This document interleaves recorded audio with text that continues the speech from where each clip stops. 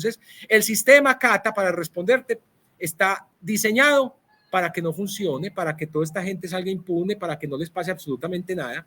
Obviamente a los más poderosos, a los de a pie sí nos caen con toda donde cometamos un delito, ¿ya? Pero estos personajes protegidos completamente por el sistema y no les interesa cambiar el sistema seguirá así.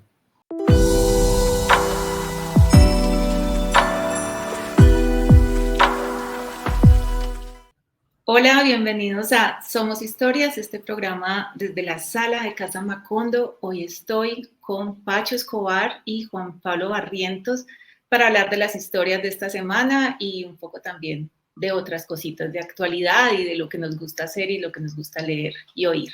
¿Cómo estás, Pacho? ¿Cómo estás, Juan Pablo? Todo muy bien, muchas gracias. Muchas gracias por estar en este espacio y gracias por tenernos siempre. No, gracias a ustedes por venir a conversar con nuestra audiencia, que aprovecho para quienes nos están viendo, si nos están viendo por YouTube y de pronto se tienen que desconectar y manejar o salir a caminar, pueden también oírnos por Spotify como podcast, así que no se van a perder este episodio de Somos Historias. Y esta semana tuvimos en nuestra casa varias historias de las que queremos hablar y quiero empezar con Pacho porque ha vuelto con sus acostumbradas entrevistas a autores y escritores con las novedades literarias y tuvo un invitado, creo que este se sale un poco de la línea que traía literaria Pacho con sus entrevistas, pero es un invitado que tiene mucho que revelarnos, aunque precisamente en la entrevista él es muy cuidadoso o menciona que es muy cuidadoso con la revelación de la información y tiene muy claro el verdadero poder de la información y de los datos que incluso los llama oro. Estamos hablando de César Caballero, él fue el fundador, es el fundador de Cifras y Conceptos, una firma encuestadora, y escribió un libro a partir de su tesis doctoral. Entonces, Pacho, contanos qué hay ahí en este asunto que César Caballero en la entrevista es tan insistente con los datos, porque es que es un hombre que el poder de las encuestas hizo incidencia en el proceso electoral colombiano. Esa fue su tesis doctoral. Sí. Y la convirtió en un libro, pero como dice Pacho en la entrevista, lo conversa con él, no convierte una tesis que solamente sería para los interesados en el tema, sino que dice que una persona en el Transmilenio tranquilamente puede leer eso y entender qué pasa con las encuestas.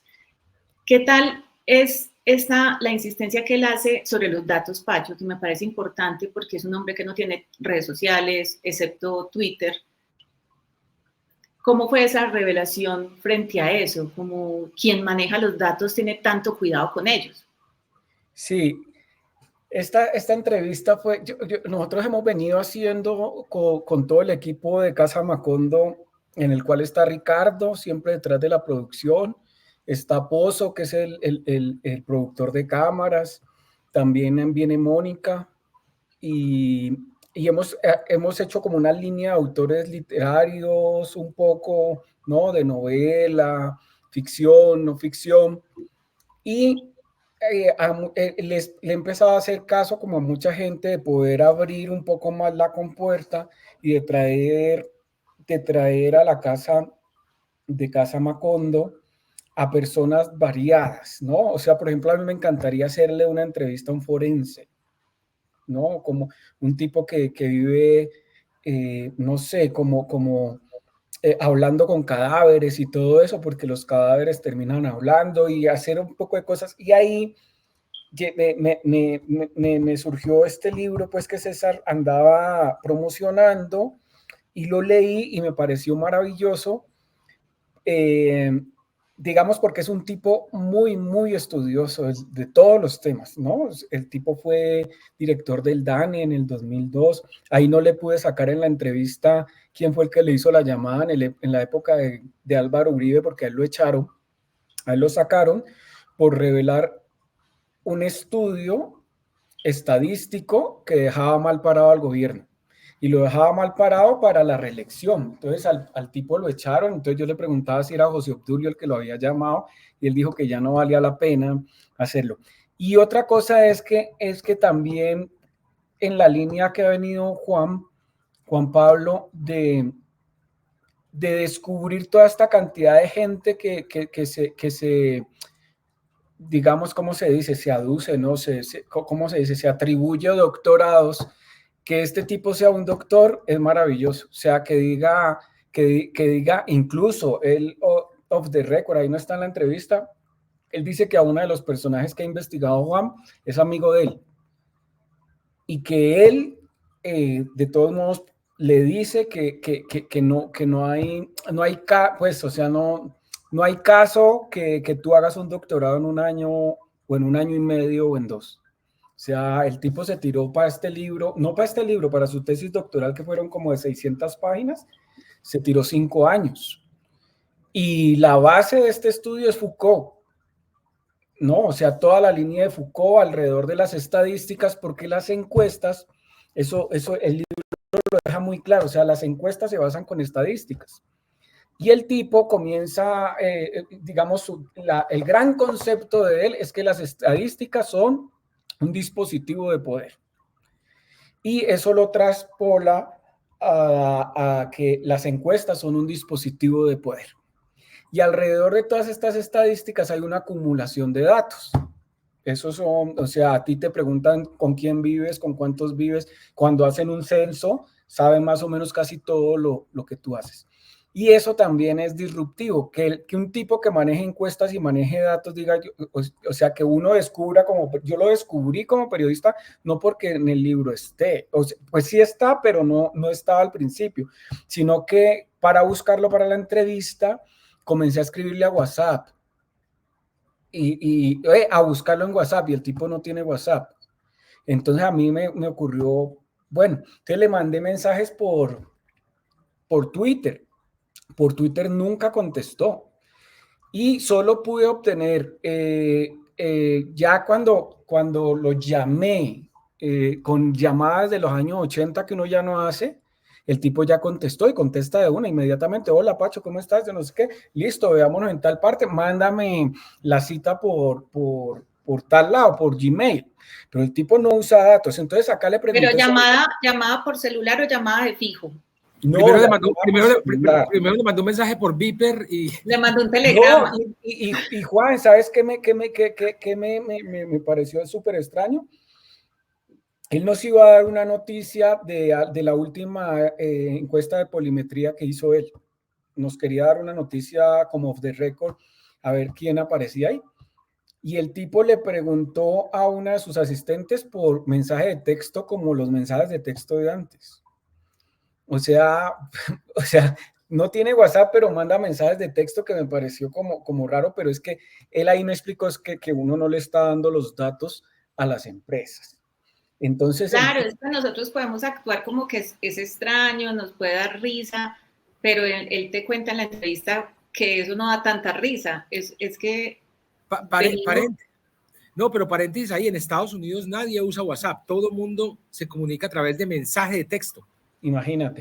Dice, escríbeme un WhatsApp, ¿qué es eso? Le preguntaba uno a unas personas, pero en Estados Unidos todo el mundo maneja el mensaje del texto, no WhatsApp. Y acá también. Claro, pero imagínate, desde que empezamos a tener correo electrónico, hemos aceptado contratos que nadie ha leído. O sea, creo que es menos del 1% habrá leído un contrato, que son larguísimos, y uno simplemente acepta. O sea, no sabemos qué le hemos entregado a quién sabe quién. En el correo, en la red social, y los permisos de acceso en el celular al micrófono, pues que ya lo hemos visto. O sea, a veces uno está en un sitio mucho rato. A mí me pasó una vez en una tienda de bicicletas. Estuve mucho rato ahí mirando bicicletas y conversando sobre bicicletas con el vendedor y me fui. Cuando llego a mi casa tengo un mensaje en la bandeja de mi correo con promociones de esa tienda. O sea, porque te identifica donde estuviste moviéndote mucho tiempo. O sea, no le encuentro otro sentido a eso. Hace poco también estaba hablando de que la silla de montar en el caballo estaba muy dura y que me había maltratado. y me salió en Instagram publicidad de sillas de caballos, o sea, Claro. eso es como... Claro, y el tipo termina diciendo, mire, si usted no está pagando por un producto, usted es el producto. Usted es el producto. Y él termina diciendo que todas estas plataformas se lucran de nuestros datos vendiéndoselo a las compañías, como tú dices, a la de la silla de caballos, a la de la bicicletería, le venden tus datos. No es que se los están entregando, digamos, masivamente de las ads, de los ads en Facebook, en Instagram, en Twitter, no le entregan completamente el paquete de datos, ni siquiera le dicen, sino que tenemos una selección de gente que tal vez está buscando lo que tú buscas y ellos son los que están quedándose con... Y él hace una analogía maravillosa, él dice que nosotros nos burlamos de los indígenas que entregaron el oro por espejos a los españoles, pero dice él que hay antropólogos, y él menciona uno que se me olvida, grandes estudiosos del tema, que dicen que, por ejemplo, los indígenas no veían eso, o sea, los indígenas no eran tan bobos, y para ellos el oro era un objeto de intercambio que para ellos no tenía una, digamos, sí, un valor, no, es lo mismo que un espejo, entrégueme el espejo. Pero él dice que los chicos que vienen en 10 o 20 años se van a reír de nosotros y van a decir, estos bobos entregaban sus datos ni siquiera por espejos, por nada. Sin embargo, ahí cuando Christopher estaba editando la nota de Cuartilla, él me escribió en los que él sí creía que ellos nos estaban dando algo a cambio, y es el intercambio de mensajería instantánea y todo este tipo de cosas. Pues sí, creo que tiene un poco de razón ahí, pero esta entrevista fue maravillosa alrededor de todo que uno piensa que las encuestas, o sea, solo el tema de las encuestas, no, aquí hay un tema de estadística y el tipo cuenta toda la historia, digamos, de la estadística, desde cuándo empezó la estadística y por qué es tan importante y cambió las sociedades económicas en el planeta cuando se empezaron a estudiar las estadísticas. Después en este libro hace un recuento sobre la historia de las encuestas en Colombia, pero él va tirando cositas chéveres. Entonces, alrededor de esas encuestas, por ejemplo, él dice que se han publicado durante los últimos 40 años, publicados reales, como que tienen firma de eso y tal, 3.206 encuestas durante 40 años, y esas han arrojado cosas, ¿no? Y el tipo también termina diciendo que alrededor de todo su estudio democrático sobre elecciones y todo eso, él dice que Colombia realmente que es un país democrático. Él dice, y él se reafirma en que desde hace 40 años ha habido una alternancia de poder, que el uno nunca se parece al otro, o sea que por más que Uribe hubiese puesto a Santos no se parece a Uribe, y después de Santos siguió Duque, ¿no?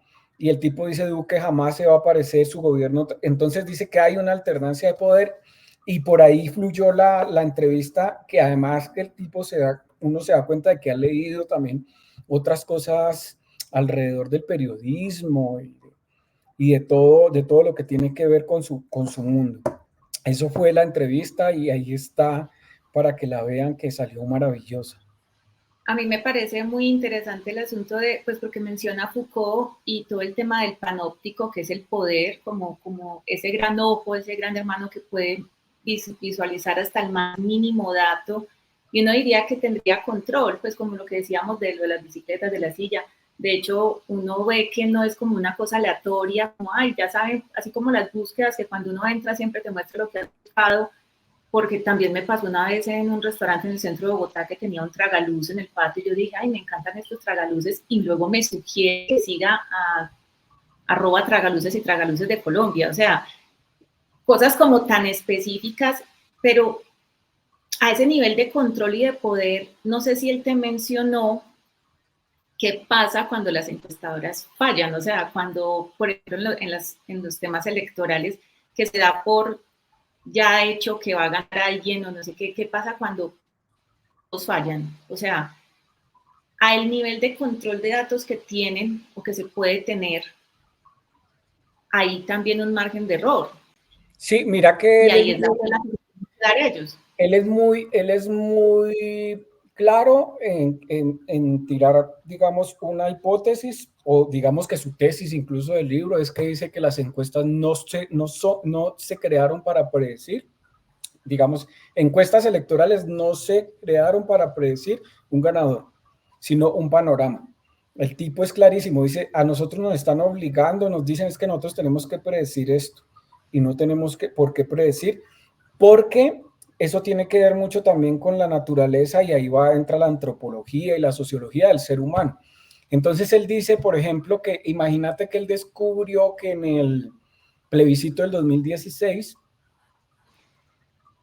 por un amplio margen en encuesta, ganaba el sí, pero por un amplio margen. Él decía, de hecho, acuérdense que el plebiscito perdió por 50,000 votos.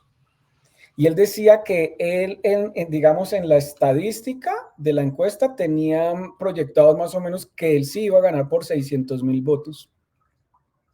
Pero ahí es donde entra el tema del ser humano. Había gente tan confiada de eso que no se levantó ese día a votar. No fueron. Y lo otro es que cada 25 o 30 años pasa ese huracán que pasó por la costa, donde no salieron a votar esas más o menos 600,000 personas. Entonces él dice que sí, que él también siempre ha hecho mea culpas en encuestas, y por eso él, y creo que 2 encuestadoras más, dejaron de hacer encuestas ¿cómo es que en la última semana? Eso tiene un nombre, yo no sé qué de voto, a boca de voto, ¿cómo se llama eso, Juan? A boca de urna. A boca de urna. Ellos no volvieron a hacer... urna de boca, yo no sé. A boca de urna, sí. Okay. Y ellos no volvieron a hacer esas encuestas porque ahí o fallaban o lo que hacían era que también podían manipular mucho el tema de votos. Entonces él se alejó de ese tema. Y en la última pregunta, yo le pregunté si en Colombia políticos habían comprado encuestas. Pero entonces vayan a YouTube y ven la respuesta del tipo. Sí, la idea es antojar. Ahora yo quiero saber, ¿es algo tuyo, sí, Pablo? Pero, diga, perdón, pero a él también le cayeron muy duro, incluso creo que le abrieron investigaciones desde el Consejo Nacional Electoral, porque en 2018 él predijo el triunfo de Germán Vargas Lleras, en una encuesta que había contratado, si no estoy mal, Caracol Radio y Red Más. Y Germán Vargas Lleras quedó de cuarto, o sea, nadie vota por Germán Vargas Lleras. Vargas Lleras es un candidato pésimo. En la memoria de este país, cuando estaban bajando la tarima de celebración de su presidencia, ¿se acuerdan? Sí, claro, total, pero él no iba a ganar. ¿Quién va a votar pues, por un impresentable de esos? No falta, y sacó creo que más de 1 millón de votos. Pero pues hay cifras y conceptos, no sé, no he escuchado bien las explicaciones de César de por qué se descachó de esa manera. Es que no lo puso ahí ni de segundo ni de tercero, sino como pero líder acordate que después la revelación y quedó de cuarto. Claro, acordate que después la revelación fue que toda la maquinaria que había aceitado Germán Vargas Lleras, pues digamos se robaron la plata, y otros terminaron haciéndole el favor a Duque. Eso sucedió en eso, pero no, es maravillosa. Él también tiene una culpa de las encuestadoras.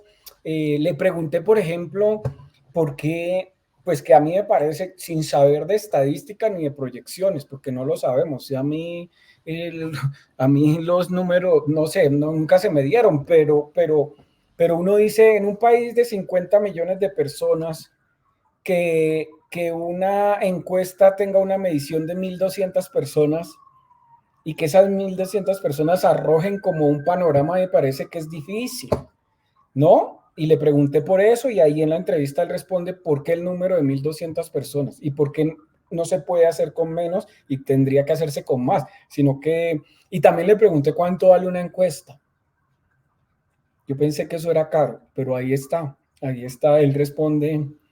Y excelente saber esos datos porque son cosas que yo creo que nos causan curiosidad. Y también le pregunté, ¿saben qué le pregunté también? Pues yo no sé, a mí me pasa mucho, o sea, a mí me van a encuestar y yo salgo corriendo. A mí no me gusta. Yo siempre, a mí jamás me han preguntado, o sea, jamás me han escogido para una encuesta. Imagínate que le pregunté que cómo era el ambiente un poco de los colombianos respecto a recibir encuestas y a contestarlas. Y decía que, por ejemplo, en Estados Unidos hace poco se hizo un estudio sobre encuestas y allá sí te cuelgan el teléfono, o sea, allá no te abren, no dan encuestas la gente allá. Es dificilísimo hacer encuestas en Estados Unidos. En cambio, en Colombia como que somos más amables y si entregamos, si les decimos lo que pensamos, pues a la gente desconocida. Pacho, siempre que uno entrevista a un colega, corre el riesgo de terminar siendo entrevistado, porque siempre salta le están preguntando a uno, pero uno quiere saber del otro y eso puede pasar y a muchos les ha pasado. ¿Cómo te fue con alguien que está acostumbrado a preguntar y a que le entreguen información?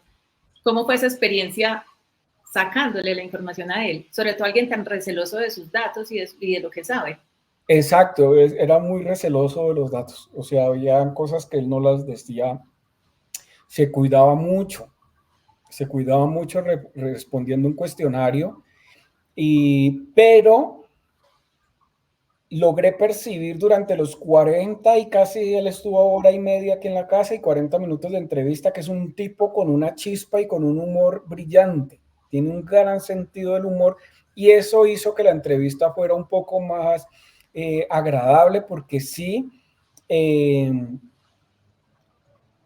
no intentó preguntar cosas, sino que sí no quiso responder cosas. Entonces, sí, es difícil, ¿no? Cuando uno entrevista a un colega, termina, pero es chévere porque al final terminas conversando y está bien. Claro que sí. Y hay otra cosa y es que, bueno, estábamos hablando de que llevas un rato haciendo entrevistas, autores y quiero saber algo muy personal y es si estas lecturas que derivan en la entrevista, ¿tú las concibes como una posible entrevista o son lecturas que haces de gusto y dices, esto lo quiero entrevistar o separas? ¿Tienes tus lecturas de gusto y tus lecturas de entrevista? ¿Cómo funciona ese trabajo?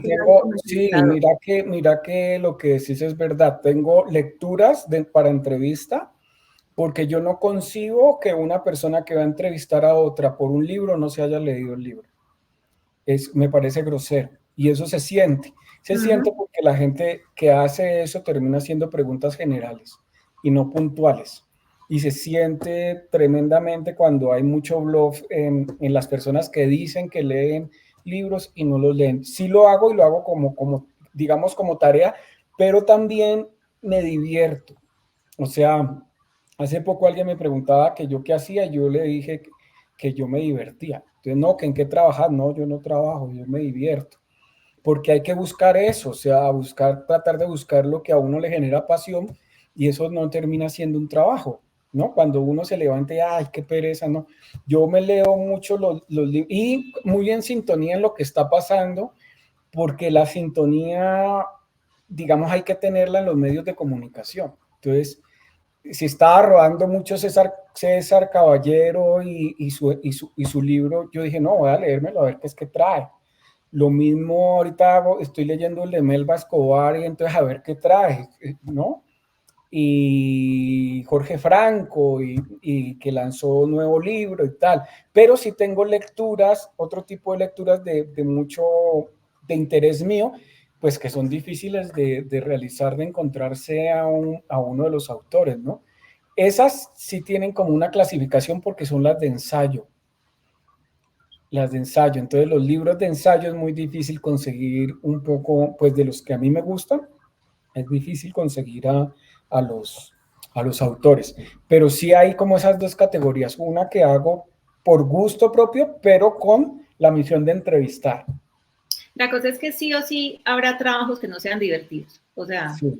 ya es un asunto de que uno tenga una... O sea, ¿es qué pasa? Pues que a mí me pagan por leer. Claro. Pero habrá, por ejemplo, Juan Pablo tiene un trabajo que a veces no es tan divertido.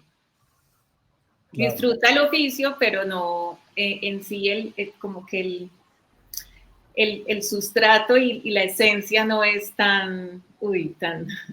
A mí, a mí sí me parece divertidísimo. O sea, de verdad, bueno. los que creen que yo me mantengo amargado leyendo expedientes judiciales, no hay nada que me encante más que leer expedientes judiciales. A veces es muy aporreado de esa diversión, pues, y también son temas complicados, que, o sea, por eso lo separo, como divertido de ejercer un oficio que apasiona, pero en su esencia puede traer temas complicados, muy No, pero uno con Juan sí siente que él lo disfruta porque cuando él hace un hallazgo y llama o uno se junta con él, puta, está extasiado. Como si hubiera encontrado, no sé, un huevo de Pascua, o sea, como que encontró es como el minero que encuentra la beta. El oro, sí, o la pepa de... Llegamos a la beta de oro, como la beta de oro de los datos que hemos entregado ciegamente. Claro, pero sí pasa también mucho en los libros en que uno puede conciliar una entrevista antes, porque los autores andan, o sea, no son de aquí de Bogotá y andan de paso, y entonces uno quiere agarrar porque tienen ciertas fechas, y sí pasan que tú te empiezas a leer el libro y dices, podría estar leyendo otra cosa, pero ya te comprometiste, pues tienes que leértelo. Entonces es como la seriedad ahí del trabajo de uno. Y sí quisiera poder abrir un poco más el espectro de estas entrevistas que hago a muchos más oficios. Eso te quería preguntar, porque ahorita mencionabas lo del médico forense, pero entonces es como atado siempre a una publicación o ya definitivamente quieres abrir a no solo que sean autores. No, yo creo que podría ser el médico forense que publicó o el tanatopraxista que publicó o qué. Sí, no, creo que podría ser un mix muy chévere porque terminan siendo oficios. Y el oficio de escritor pues sería como el relevante ahí, pero sí descubrir muchos oficios en Colombia que son maravillosos y que nunca hablamos de ellos y que los tenemos ahí al frente y está chévere hablar con esa gente, ¿no? Y también para preguntarles qué tanto se divierten, porque qué tanto se puede divertir un médico forense, como decías que su única relación es con, pues no su única, pero su relación laboral es con muertos. Claro, no, o gente que hace ojos de vidrio, ¿no? O sea, hay cosas así como supremamente extrañísimas. Por ejemplo, estos colombianos que tuvieron que ver con el Nobel ahorita de Economía, que estuvieron ahí metidos. No, que hay gente supremamente... a mí me encantaría entrevistar a un tipo que nos encontramos como 2 veces con Juan, que vive con un gato y doma ese gato aquí, pasa por aquí. Ese gato es una atracción. ¿Cómo es vivir de un gato? El que pasa con el gato en la cabeza. Ya, ese tipo vive del gato. Es un ser maravilloso. No, y cómo es dominar a uno de los animales más antidoma del mundo, que es un gato. Un gato no viene cuando tú lo llamas. Y ese tipo de cosas, ¿sí me entiendes? A un man de circo, o sea, los circos se acabaron, solo quedan como los internacionales de Gasca. Me encantaría todo eso. Estas viejas del CTI que son unas berracas investigando y se meten por 2-3 años a las ollas y son mujeres, pues ese tipo de oficios. Por ejemplo, hoy veía un video que subió Juan de una competencia de salvavidas, ¿no? De nuestros volcanes de la bahía de acá. Y que mira que esos, por ejemplo, esos son trabajos que ahorita estaba viendo, son trabajos que se van a terminar acabando. Porque, por ejemplo, la nueva modalidad en salvavidas en costas, pues, como así súper divinas, es que te mandan un dron. Tú te estás ahogando y como no puedes llegar rápido, entonces lo que pasa es que mandan un aparatico que va sobre el agua así y siente tu calor y de una llegas y ya, ahí, o sea, no va a entrar el man a salvarte porque incluso lo puedes ahogar, no, llega hasta allá el cosito del salvavidas que ya tiene de dron. Entonces, todo ese tipo de oficios a mí me parecen cosas supremamente maravillosas. Ya no nos va a salvar Pamela Anderson ni David Hasselhoff. Ni nos van a dar respiración boca a boca, o sea, muy, muy triste.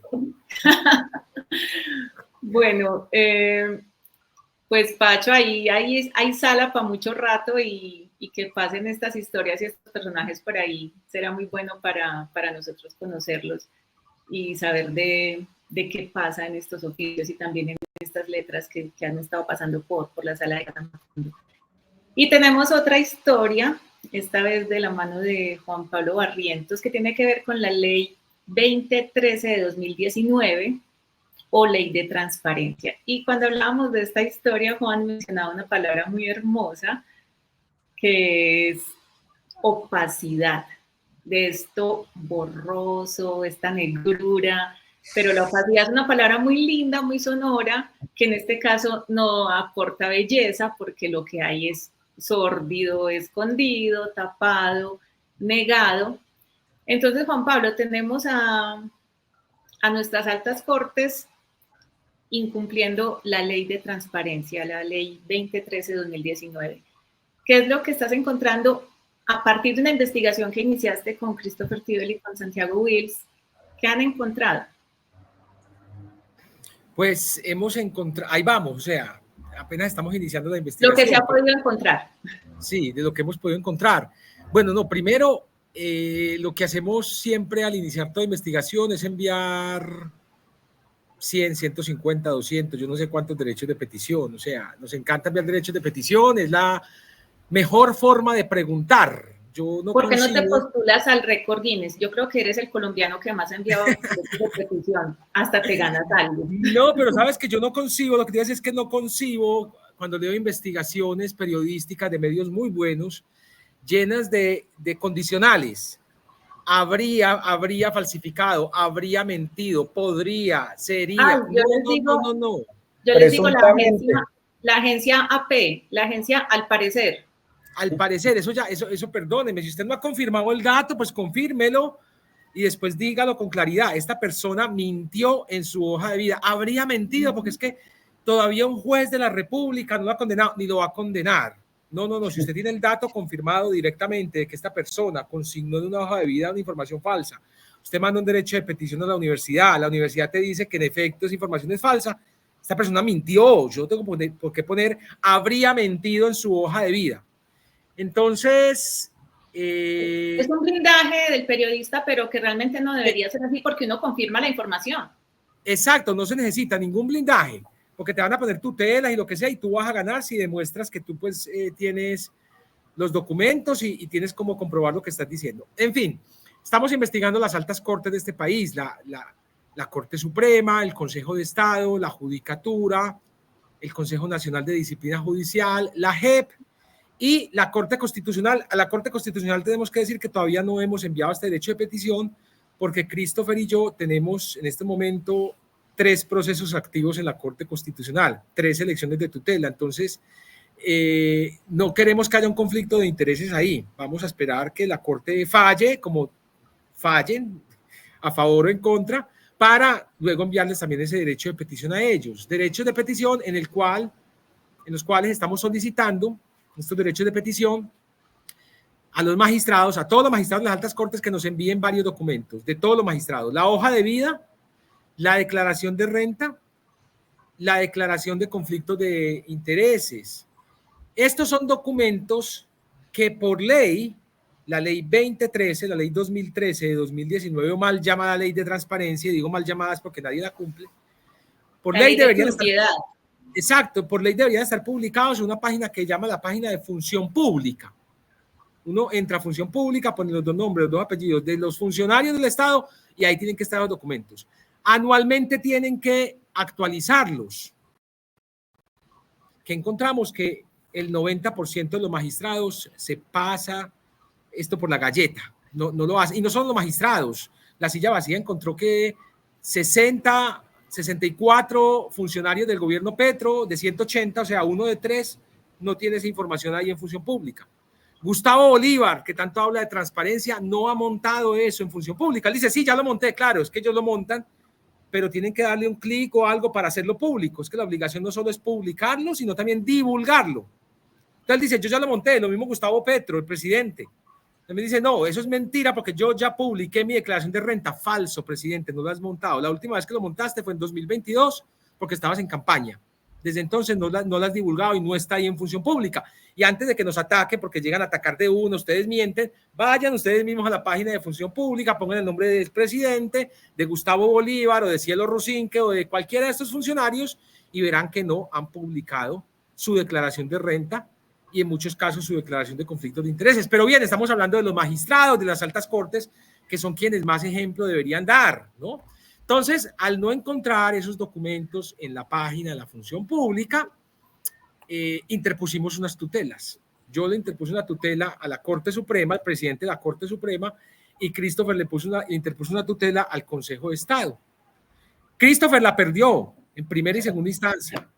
O sea, aquí estamos hablando de gente muy oscura, porque si él le manda un derecho de petición al presidente del Consejo de Estado y le dice envíeme las hojas de vida de todos los magistrados, entonces este señor se reunió con todos los magistrados y todos decidieron que no, que esa información era reservada y que era reservada, pero vaya y búsquela en función pública, pero es que en función pública no está.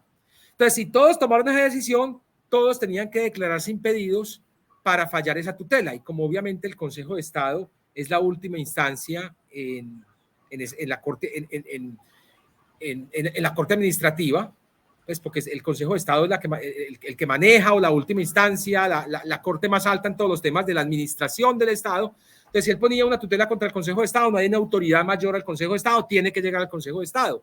Entonces, llegó al Consejo de Estado y esos mismos magistrados que le dijeron a Christopher, no te vamos a entregar la hoja de vida, también fallaron la tutela y le dijeron, no le vamos a entregar nada. Y luego va a segunda instancia, que también la segunda instancia es en el Consejo de Estado. ¿Qué pasa ahí? Pasa de una sala, si en la primera instancia es la sección 1, pues la segunda instancia es la sección 2 o 3, pasa a otra sala, pero dentro del mismo Consejo de Estado. Y en segunda instancia también la perdió. O sea, aquí, ¿qué debieron haber hecho los magistrados del Consejo de Estado? Debieron haber nombrado una sala de conjueces. Estas altas cortes tienen un grupo de conjueces, y es cuando se presentan esos conflictos de intereses, cuando hay impedimentos, llegan los conjueces, que son unos abogados muy destacados, y deciden en derecho. Aquí ni siquiera hicieron eso. Aquí no nombraron sala de conjueces, sino que ellos mismos decidieron lo que ya habían dicho que no iban a entregar en un derecho de petición. Entonces es muy grave. Pero ¿a quién le reclama uno ahí? Grave. Llórela, no pasa nada. O sea, juez y parte. Juez y parte. Esa tutela, pues supuestamente llega a la Corte Constitucional. Y digo supuestamente porque todas las tutelas llegan a la Corte Constitucional por una eventual revisión, pero adivinen qué, no la han mandado a la Corte Constitucional. Eso todavía es más vergonzoso. Y yo le interpuse tutela al presidente de la Corte Suprema, al señor Gerson Chaverra. También Gerson Chaverra se reunió con los 23 magistrados y decidieron que no, que la información tenía reserva, hágame el favor. No tiene reserva. Y además nos dicen, y está en la página de función pública. No, es falso, no está en la página de función pública. La tutela va a primera instancia y una magistrada que llama Miriam Ávila la toma y falla después de que varios magistrados presentaron impedimento. Dijeron, no puedo fallar porque yo decidí que no entregaran esa información. Varios, y Miriam Ávila llegó y dijo, sí, no, venga, yo fallo eso. De una, no. No se tutela el derecho de petición de este periodista. Fue a segunda instancia. En segunda instancia sí nombraron una sala de conjueces. Pero esa sala de conjueces la devolvió a que la fallaran jueces de la Corte Suprema de Justicia. En fin, esta tutela que la interpuse en abril cayó como una especie de agujero negro, de esos que no sabemos qué pasa cuando algo entra en esos agujeros negros. Ahí entró y no sabemos qué pasó y ahí se quedó suspendida en el tiempo y estos señores no responden. Y pues, con esto cierro, esto es muy grave porque pues la Corte Suprema tiene unas manchas terribles que todavía no se han borrado. O sea, todo lo que fue el cartel de la toga, ya, magistrados vendiendo sentencias, magistrados vendiendo absoluciones, y ellos dirán, no, esos magistrados ya salieron. No. Ahí quedan algunos magistrados auxiliares y algunos personajes y muchos funcionarios que hicieron parte de ese cartel de la toga, con el señor Gustavo Malo, con Francisco Ricaurte, con el bandidazo de Luis Gustavo Moreno, pues que ahora sigue como... El gran abogado. Hágame el favor, el fiscal anticorrupción condenado por corrupción, y que también le hicieron ahí el favorcito, la Comisión de Disciplina Judicial dejó que... o sea, este señor se lo lleva para Estados Unidos, allá paga su condena, regresa, lo normal era que la Comisión de Disciplina Judicial hubiera expulsado de por vida a este señor. El señor no puede ejercer el derecho. No, dejaron que la vaina prescribiera. Dejaron que la vaina muriera y el señor ahora está ejerciendo como abogado. Qué vergüenza que un señor como estos, que no debería ejercer como abogado, esté ejerciendo como abogado. En fin, ese cartel de la toga todavía tiene muchas sombras y muchos personajes ahí en la Corte Suprema de Justicia, pero no han aprendido la lección. O lo que pasó con el magistrado Pretelt, vendiendo también a 500 millones de pesos la selección de tutelas en la Corte Constitucional. Entonces, los que deberían dar más ejemplo, las altas cortes, esos hombres y mujeres, pues que uno dice, son los máximos jueces del país, van a dar ejemplo, no dan ejemplo. Y no les importa, porque como en el caso del Consejo de Estado y la Corte Suprema, pues no hay una autoridad mayor a ellos que los haga responder y los obligue a publicar algo que por ley tienen que publicar, como es la declaración de renta y la declaración de conflicto de intereses. El que nada debe, nada teme, ¿ya? El que nada debe, nada teme. Entonces, ¿esto qué demuestra? ¿No? Uno ahí se hace muchas preguntas. ¿Será que están delinquiendo? ¿Será que el cartel de la toga sigue y por eso no quiere mostrar esos conflictos de intereses y no quiere mostrar estas declaraciones de renta? Pues ahí queda la pregunta y sobre eso pues escribí esta opinión. Es una opinión en la cual pues hablo en estos términos y digo que es absolutamente impresentable que estos magistrados, primero, se han negado y segundo, hayan fallado en mi contra y en contra de Christopher esta tutela y que la tutela de la Corte Suprema se haya quedado en ese agujero negro. No sé qué va a pasar con esto porque yo pongo muchas tutelas y muchas llegan a la Corte Suprema o al Consejo de Estado. Cuando les llegue una tutela mía van a decir, miren pues a pero no, pues tendrán que fallar en derecho y hay que dar más recursos y yo creo que tenemos que levantar la voz como periodistas y como ciudadanos para que se cumpla la ley y para que aquellos que son los personajes más importantes en el Poder Judicial, pues obviamente den ejemplo y la cumplan aún más, o sea, pellizquense que hay muchos cuestionamientos contra ustedes, Ahí está el cuestionamiento contra el magistrado Farfán, ya, por todo el tema de Arturo Char, un magistrado estuvo por fuera unos días, volvió el señor Farfán, involucrado en todo el tema de la señora Cielo Géneco, en fin, hay muchos cuestionamientos que estos magistrados no entienden, o que no quieren entender y pues que deberían dar ejemplo, o bueno, olvídense de dar ejemplo, cumplan la ley ya, que es lo que ellos están haciendo todos los días con sus sentencias, haciendo que la gente, que los ciudadanos cumplan la Constitución y la ley. Juan, hay otra pregunta ahí que queda de tu texto, y es que, bueno, es obvio que lo que está mal es que quienes deben hacer cumplir la ley son los primeros que deberían dar ejemplo, pero también planteabas como, o la ley está mal, o sea, le falta algo, o a esta ley le pasa lo mismo que a la Constitución está muy perfecta o está muy perfecta, pero lo que le falta es que se cumpla. Aquí, ¿puede tener mejoras la ley de transparencia o en lo que fallamos solamente es en que se le dé el debido cumplimiento? No, yo creo que puede tener mejoras, pero pues eso, toda ley tiene que pasar por el Congreso. Yo le pondría por ahí un gallito, por ejemplo, a esa ley es, cada año usted tiene que publicar su declaración de renta y de conflicto. Si usted en enero de cada año no ha publicado eso, pues se le retienen sus pagos durante todo el año. Le apuesto que de inmediato la publican. Oye, pero ¿cuál es el miedo, lo que hay detrás de todos estos que se niegan a poner su declaración? O sea, no, esos tipos son riquísimos. Claro, pero además a mí me extraña, o sea, yo pago por mi declaración, yo siempre tengo que pagar y a esta gente le quedan ceros. O sea, gente que tiene millones y propiedades, acciones, son miembros de no sé cuántas entidades y la declaración les da cero. Y uno tiene que pagar. O sea, ¿cómo es posible que esa gente no pague impuestos? Es como... Es increíble. Pero claro, por eso es que no la publican, porque tienen el asuntico ahí, que es imposible. O sea, yo no entiendo personajes de, creo que era Marta Lucía Ramírez, una de las que les daba ceros la declaración. ¿Qué? Álvaro Uribe. O la de Duque también. Petro. ¿Por qué les da cero? Ellos también dirán, y yo creo que eso puede ser cierto, y es que uno paga impuestos todos los días. Toda transacción que hace, uno está pagando impuestos por todo trámite que hace. Puede ser eso, no sé. Pero hay magistrados que cumplen la ley. O sea, uno, por ejemplo, hay una magistrada de la Corte Constitucional, es una señora supremamente decente y estoy absolutamente seguro que muy rica, Diana Fajardo.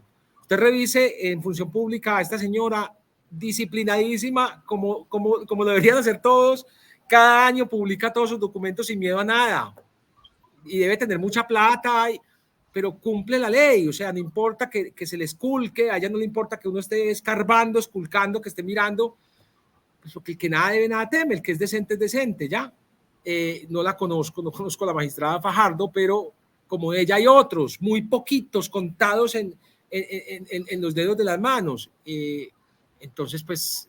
Sí, Juan, y esto no, discúlpame ahí la ignorancia, ¿esto no puede escalar a la Corte Interamericana de Derechos Humanos? Pues de poder podría, sí, todo eso podría escalar, pero bueno, ya es muy desgastante, pues ya es absolutamente desgastante, ¿no? Aquí tendría que haber pues un abogado que se le meta pues como de lleno a todos estos personajes y comience a denunciar. Lo que pasa es que, por ejemplo, ¿quién investiga a los magistrados de la Corte Suprema, de la Corte Constitucional, de todas estas altas cortes? La Comisión de Acusaciones de la Cámara. O sea, es que eso, ¿y quiénes hacen parte de la Comisión de Acusaciones de la Cámara? Políticos, representantes, congresistas. ¿Y quién investiga a los congresistas? Los magistrados de las altas cortes. ¿Sí? O sea, tú no me toques, yo no te toco. Quedémonos quietecitos. Entonces, un abogado podrá llegar a decir, voy a demandar a toda esta gente, los voy a denunciar. Eso no pasa nada. Llegan de un montón de sinvergüenzas, congresistas de la Comisión de Acusación, porque ya también llegan las denuncias contra el fiscal general y contra todos esos personajes, y por eso es que son absolutamente intocables, porque es sobre todo un tribunal político, es un tribunal político. Yo no me quiero imaginar pues las sendas las investigaciones sesudas que hacen los representantes a la Cámara, de los magistrados o del presidente. No sé si estará todavía ahí, Wadid Mansur, involucrado también en todos estos escándalos que ha habido con lo de la UNGRD o de contratación. Su nombre ha salido salpicado por ahí. Julián Bedoya, semejante impresentable, que además le regalaron el título de la Universidad de Medellín, fue presidente de la Comisión de Acusación. Pero fíjense un detalle, durante la presidencia de Julián Bedoya, durante la presidencia en esa Comisión de Acusación, se logró la primera y única condena que ha habido contra uno de esos altos personajes en el Estado, y es contra Jorge Pretelt. ¿Pero por qué? Eso no fue Julián Bedoya pues redactando una sentencia o haciendo todas las veces de investigador. Ese tipo no le da para redactar 3 líneas, o sea, ese tipo no le da, es un impresentable, además muy pandito, o sea, es un tipo mediocre que le gusta la política y va de pueblo en pueblo engañando a la gente, comprando votos, como se ha demostrado en las investigaciones. No, la Fiscalía de Montealegre y de Perdomo se enemistaron con Jorge Pretelt. ¿Ya? Eran enemigos número 1. Entonces, todo ese proceso que Julián Bedoya llevó en la Comisión de Acusaciones, que después la acusación de esa comisión pasa a la Cámara de Representantes y luego va al Senado, y en el Senado ya declaran indigno. Esa es la sentencia, como declaramos indigno a este personaje.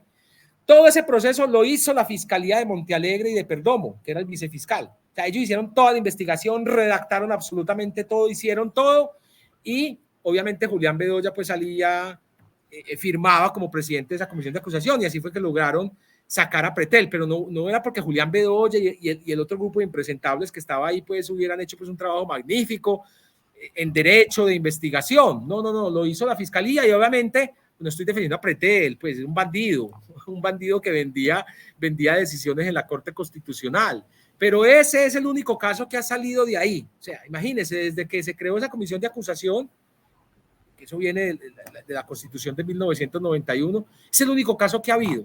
No me digan que en esas altas cortes o por la presidencia de Colombia, Ernesto Samper, pues a ver, un señor que se eligió con plata del narcotráfico y no le pasó nada ahí, ¿ya? Y todos los otros presidentes, Álvaro Uribe, o sea, hágame el favor, todo lo de las chuzadas, todo lo de los falsos positivos, no le ha pasado absolutamente nada.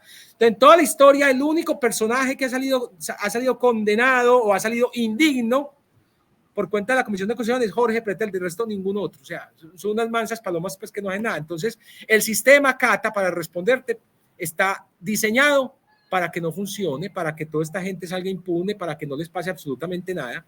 Obviamente a los más poderosos, a los de a pie sí nos caen con toda donde cometamos un delito, ¿ya? Pero estos personajes protegidos completamente por el sistema y no les interesa cambiar el sistema seguirá así. Y la justicia no solo con vendas, sino que ante esta falta de transparencia también parecen como con vaselina en los ojos, o sea, no quieren ver y no quieren funcionar como deberían. Bueno, Juan, y ahí a nuestra audiencia queda la historia de esta turbiedad en las altas cortes de este país en vista de la ley de transparencia y su incumplimiento. Y tuvimos esta semana caricatura de Leo, esas caricaturas de Leo están muy polémicas. Ahora le va a caer el otro lado. Siempre que hay una caricatura de Leo, hay digamos, una bodega o un bando que cae a hacerle señalamientos. Y esta vez la caricatura tuvo que ver con la presencia del Estado en Cauca, respecto a la situación que hay en el Cauca y ciertas visitas con selfies y chalecos del ejército y todo lo que pasó, pero de fondo tenemos mucho más que comentar ahí, y es que la gente del Cauca está diciendo, bueno, que esto no sea solamente una presencia que el Estado, su presencia no sea así mediática, sino que realmente pase algo. Y quería aprovechar que está aquí Pacho, que es del Cauca, para que nos dé su opinión sobre esto que está pasando en su departamento. Sí, no, yo creo que... ¿Cómo la ves? No, mira, el plateado, eso queda en Almaguer, ahí queda el mango y queda... ahorita se me va. Pero esa es como la tierra más, digamos, donde mejor se da la hoja de coca en Colombia. O sea, la mejor hoja de coca de Colombia está allá. Esas tierras son providenciales, podría haber sustitución de cultivos con otros cultivos maravillosos, pero allá es también por lo inexpugnable que es el territorio. O sea, su geografía es supremamente difícil, ¿no? Y pasa es que en todos los gobiernos han querido llegar allá, pero por un interés mayor. Y es que allá podría construirse una represa más grande que Hidroituango, en Micay. Esa es como la joya de la corona del Cauca, ¿ya? Pero los grupos ilegales se apoderaron y se enraizaron allá desde hace muchos años, FARC, ELN, y incluso allá hay grupos hasta paramilitares. Entonces están los pocillos, les dicen así a unos que son como una familia, y esos manes manejan todo eso por allá. Para no ir más lejos, esos manes o esa gente, digamos, esa gente que se apoderó de ese territorio, tiene carretera al mar.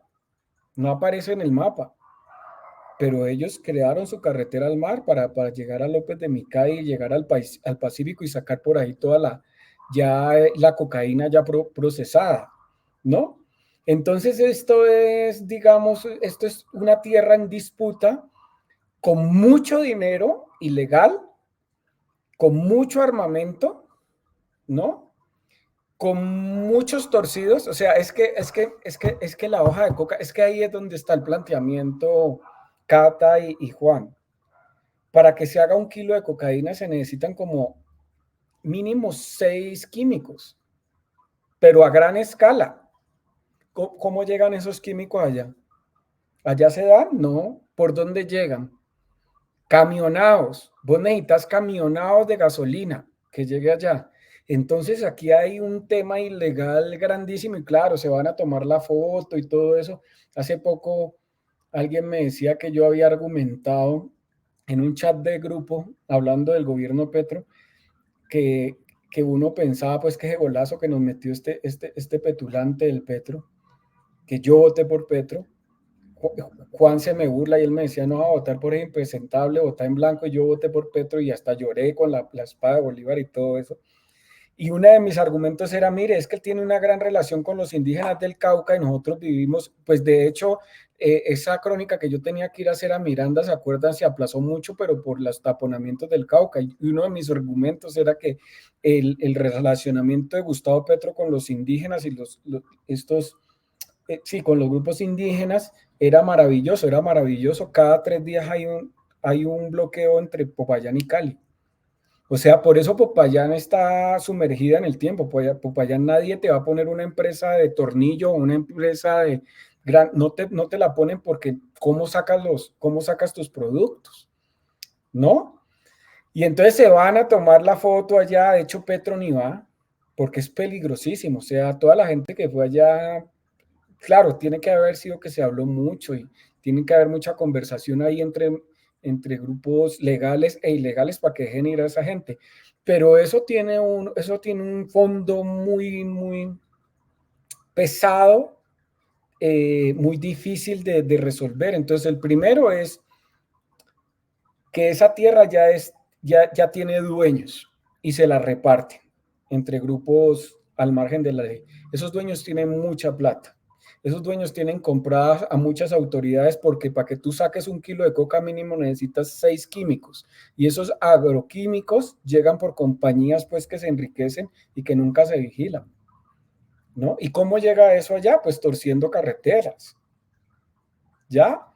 Y lo otro es que varios gobiernos, no solo este, han estado detrás de la incursión de tomarse ese sitio, pero no por acabar y sustituir cultivos de coca, sino que allá podría existir la gran próxima represa de Colombia para proveer de energía no solo a Colombia, sino lo que ha pasado a Ecuador y a otros países, esa venta de energía. Entonces yo la veo muy, muy difícil. Claro, la foto y la caricatura es maravillosa.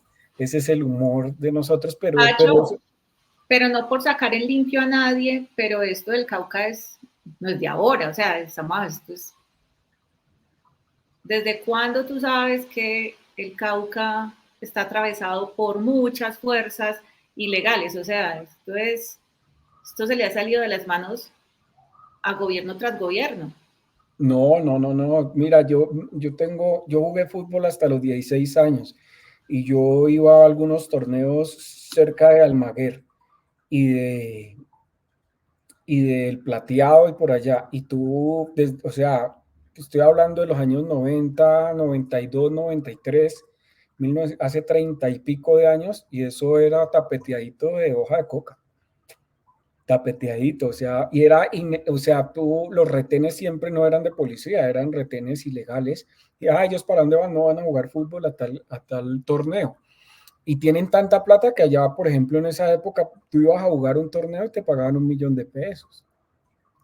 En esa época estamos hablando y apuestas en los partidos, y pues un niño iba a jugar allá. Pero no, eso es tremendo. Eso es como el oeste un poco de Colombia. Allá tú ves gente armada y todo eso, claro, pero y tú creerías que son tremendamente violentos y no, o sea, es una zona muy pacificada por la misma cantidad de temas ilegales. Cuando ya entran digamos, las fuerzas legales, los soldados y los ejércitos legales, ahí es donde todo eso se calienta, porque ellos no van a dejar que se les metan allá, ¿no? De hecho, allá no hay un batallón de alta montaña cerca. No han podido hacerlo, no lo han podido justificar, no. Y también lo que tiene que ver con el territorio, es un territorio inexpugnable, pues, o sea, su misma, su misma cosa física, pues, no lo hace inexpugnable. Entonces, eso es dificilísimo de que pase algo allá. No va a pasar, no va a pasar. Y el único camino siempre será la legalización de la coca. Claro, de acuerdo. Y un dato que me tiraron ahora que estuve por allá y estuve hablando con fuentes así, hasta hace un año, no menos, hasta hace 6 meses, el narcotráfico estaba muy caído porque el kilo de coca había bajado mucho, muchísimo. por el tema del fentanilo en Estados Unidos y que el consumo ha variado a otras drogas y todo eso. Pero el sábado me dijeron que estaba carísimo la droga ya. El kilo de coca volvió a subir tremendamente. Entonces, ¿qué hace eso? Más billete. O sea, para que tú saques un kilo de coca tienes que, no sé, hacer 1000 travesuras, torcer a 1000 personas. Entonces encarece eso, pero al encarecerlo llega mucha más plata. ¿Y esa plata en qué se convierte? En comprar armamentos, ¿no? En crear ejércitos, donde si a un chico digamos, si a un chico que es un soldado regular de Colombia le pagan 2 millones de pesos, a un soldado de un ejército ilegal allá le pagan 5. Entonces esos chicos prefieren, y con mejores armamentos, ¿no? O sea, estos manes andan ahora con drones.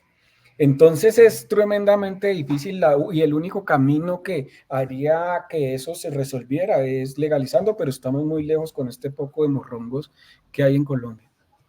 Yo siempre he dicho que el día que se legalice mundialmente el cannabis o la hoja de coca, Colombia habrá erradicado su última planta. O sea, el día que esto sea un negocio mundial legal, nosotros querámoslo, la posible potencia, habremos erradicado todo por la lentitud en haberle hecho frente a esto. O sea, es legal el alcohol, es legal el tabaco y no hemos podido. O sea, es increíble como no aprendemos de lecciones pasadas. Aquí toca esperar es que los que quedaron en la foto o las que quedaron en la foto pues hagan algo, aunque el panorama que Pacho nos presenta no es como de fácil solución, pero seguiremos siendo espectadores y ojalá incidiendo desde el periodismo en todo esto que pasa en Colombia. Imagine, Mauricio Liscano va a hacer algo, hágame el favor. El ministro de las TIC, Mauricio Liscano va a hacer algo. Bueno, y aprovechando que Pacho está acá y que siempre nos ha tenido tan acostumbrados a hablar de lo que estamos leyendo, viendo, oyendo, pues hoy no está con nosotros el que más oye, que es Mendivil, pero sí quiero pues aprovechar tu regreso a Somos Historias para que, bueno, pues empecemos con vos y nos contés qué andas viendo o qué andas leyendo. Ando leyendo en la Kindle 3 libros, ya voy en el segundo tomo, de un argentino que se llama Juan Forn.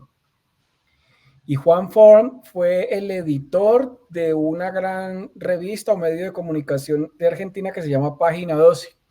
Y este tipo es un erudito, una cosa impresionante, y entonces, no sé, te enteras, por ejemplo, de la literatura rusa, y son todas las columnas que él sacaba los viernes en Página 12, reunidas en 3 tomos, pero te cuenta historias espectaculares de actores, de presidentes.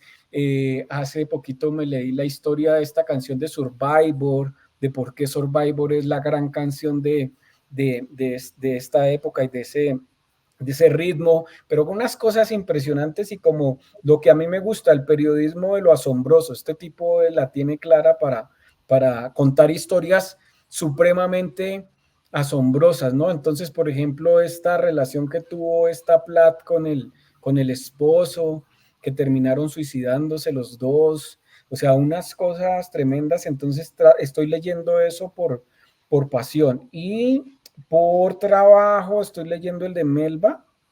El de Melba lo empecé ahorita y sí, está bien. Ya ella escribe muy bien. Y estoy viendo Shogun. Qué serie tan tremenda esta. Es que está en Disney. Y entonces me la empecé a ver porque se ganó, no sé, como 40 Emmys o como 30 Emmys, una cosa impresionante. A mejor actor de reparto, mejor el vestuario es espectacular. Entonces es como, y también porque vi un review que decía que Shogun era un House of Cards con Juego de Tronos y esta serie, bueno, y otras series reunidas. Y es así, o sea, da unos giros maravillosos. Y además, Shogun es sobre fue una historia casi que real. Entonces es la llegada de un inglés a Japón. Los portugueses tenían dominado, y la iglesia, Juan, la iglesia domina, o sea, la iglesia había torcido, la iglesia cristiana, sí, la iglesia católica ya estaba torciendo todas las creencias de los japoneses. De ese tamaño era.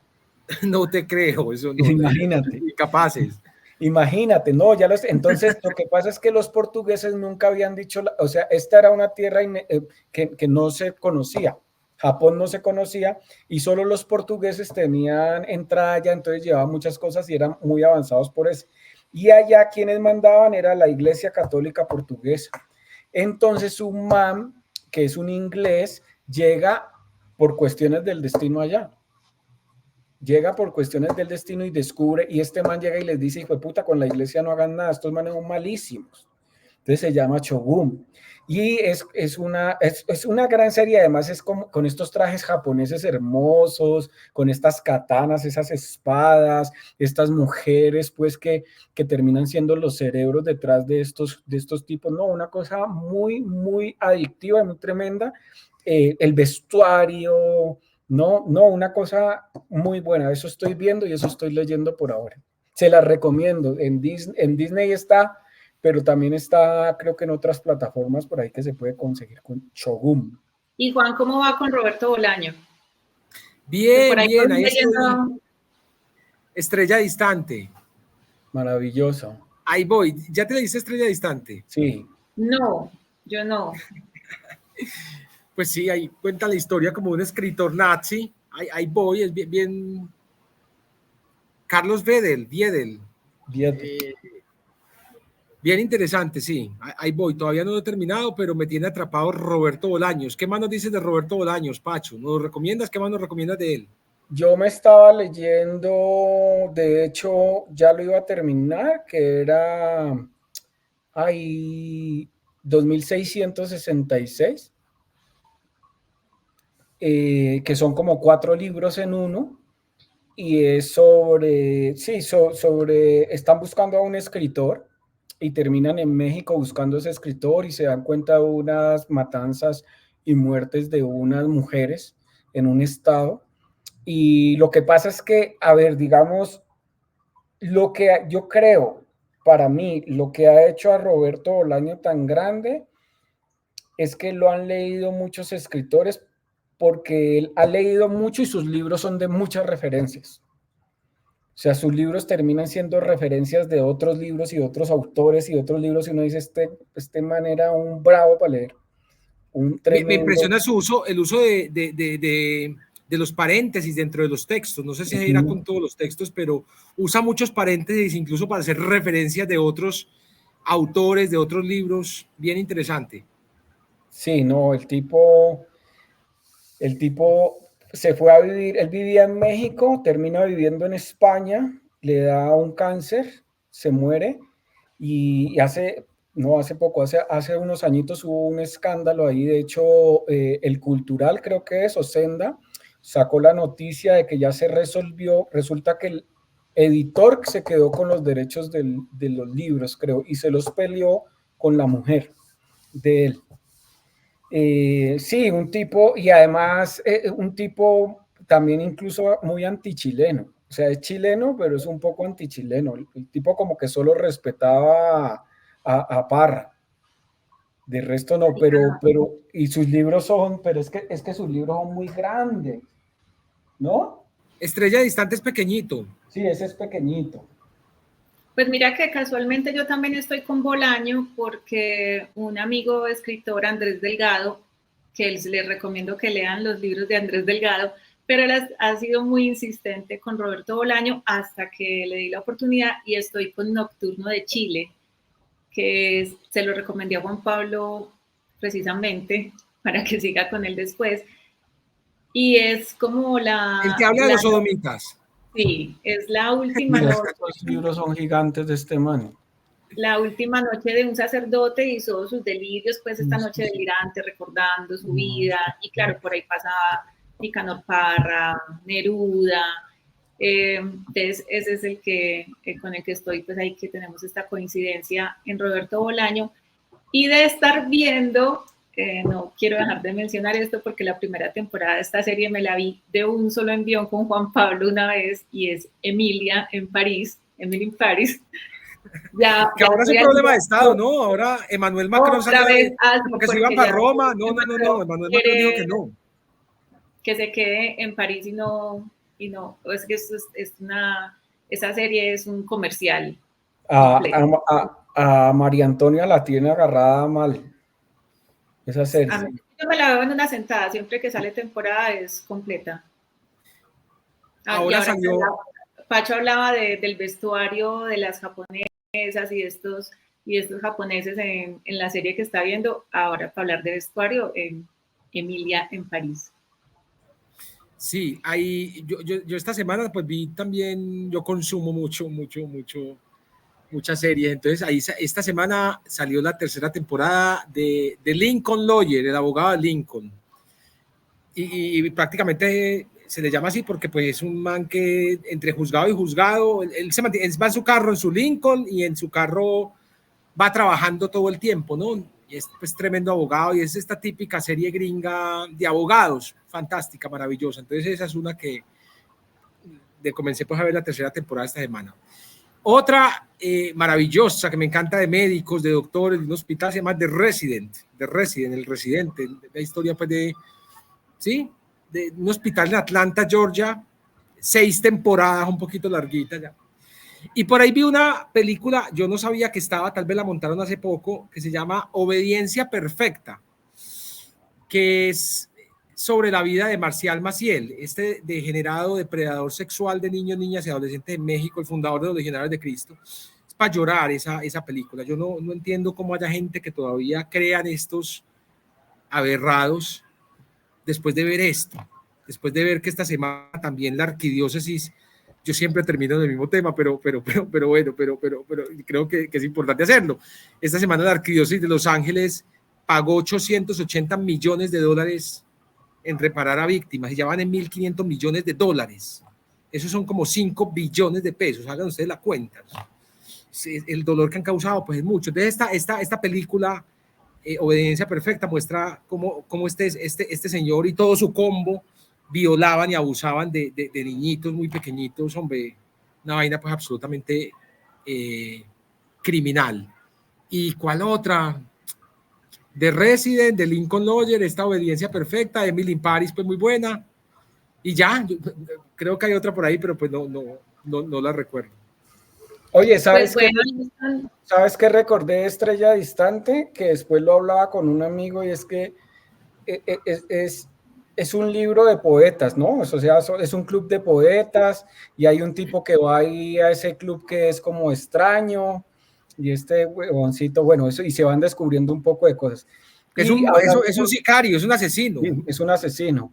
Y entonces, hablando con un chileno, porque yo le decía, oiga, además de Roberto Bolaño, recomiéndeme a más prosistas, ¿no? Y él me decía, mira, lo que pasa es que Chile es un país de poetas, y por eso Roberto Bolaño no pegó tanto, porque era un prosista, ¿no? Entonces el resto era puros poetas. Pero sí, eso es un gran libro. Pues bueno, ahí están estas recomendaciones de lecturas y de series que compartimos con ustedes por si se quieren antojar, y también hasta en los comentarios nos dejan qué están viendo y qué están leyendo para seguir aumentando estas lecturas y estas vistas. Y les recuerdo que Somos Historias, están conmigo Pacho Escobar, Juan Pablo Barrientos, yo soy Catalina Trujillo Urrego, somos Casa Macondo. Si quieren apoyarnos está nuestra Baki, aquí les dejamos también en la descripción el enlace. Visiten nuestro portal, lean nuestras historias, vean nuestros videos, acompáñennos a hacer esta labor que hemos elegido con mucho gusto y por diversión, y nos vemos en un próximo episodio de Somos Historias. Muchas gracias a ustedes por acompañarnos.